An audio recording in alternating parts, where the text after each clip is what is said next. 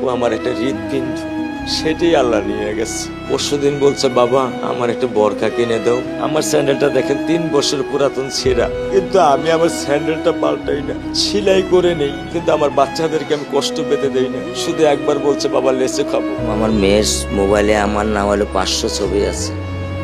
আমি এখনো সাহস পাইনি আমার মেয়ের একটা ছবি বের করে দেখতে। আমার সে সাহস নাই। আমি সে সাহস হারাই ফেলছি, কারণ ও আমার ছিল হৃৎপিণ্ড। ওর জীবনে এমন কোনো চাওয়া নাই যেটা আমি পূরণ করি নাই। পরশুদিন বলছে, বাবা আমার একটা বরখা কিনে দাও। আমার চাচতো ভাই বললো, ভাই ইসলামপুর থেকে 300-400 টাকা পাওয়া যায়। আমি সাথে সাথে নিউ মার্কেট থেকে আমি 1000 টাকা দিয়ে আমার মেয়েকে বরখা এনে দিচ্ছি।